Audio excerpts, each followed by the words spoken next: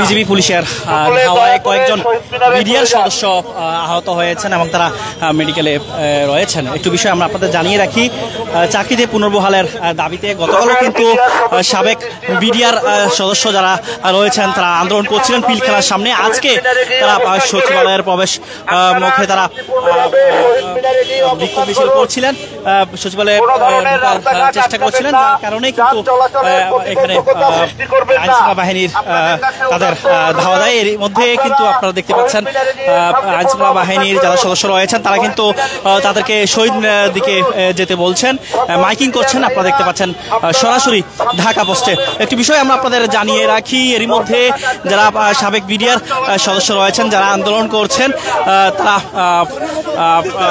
কথা বলছেন। আমার সাথে কথা বলবে উনি 15 টাকার কথা বলে না, সেটা দূষণ। জি আমাদের আজকে 15 আহত হয়েছে, 15 মিডিয়া জোড়া 17 আহত হয়েছে, এত গুলিবিদ্ধ করা হয়েছে, সাউন্ড গান দেওয়া হয়েছে, আমাদের নির্বিচার জুলুম করা হয়েছে। আমরা আজকে আমাদের চাইল আমাদের নিরপরাধ মিডিয়ারদের আমাদের সমস্ত সুযোগ সুবিধা ভারত, চাকরি ভারত, আমাদের জেলবন্দি ভাইদের মুক্তি। আমরা ভাই নিরীহ, আমরা ন্যায্য দাবি নিয়ে আসছি, আমাদের অধিকার চাইতে আসছি।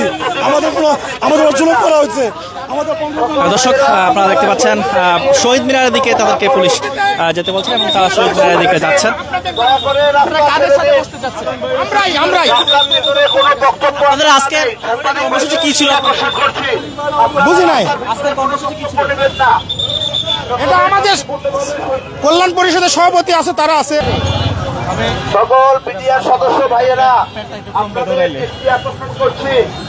দর্শক একটু বিষয় আপনাদের জানিয়ে রাখি, শহীদ মিনারের দিকে যাওয়ার জন্য মাইকিং করছেন আইনশৃঙ্খলা বাহিনীর সদস্যরা। একটু বিষয় আপনাদের জানিয়ে রাখি যে সচিবালয়ের দিকে আজকেও কিন্তু সাবেক মিডিয়ার সদস্য যারা চাকরি পুনর্বহালের দাবিতে তারা আন্দোলন করছিলেন, গতকালও তারা আন্দোলন করছিলেন এবং আজকেও তাদের যেই কর্মসূচি সেই কর্মসূচি তারা পালন করছিলেন। এরই মধ্যে কিন্তু সচিবালয়ের সামনে অবস্থান করলে কিন্তু আইনশৃঙ্খলা বাহিনীর সদস্যরা তাদেরকে ধাওয়া দেয় এবং ধাওয়ার এক পর্যায়ে কিন্তু তারা কয়েকজন আহত হয়েছেন তারা বলছিলেন।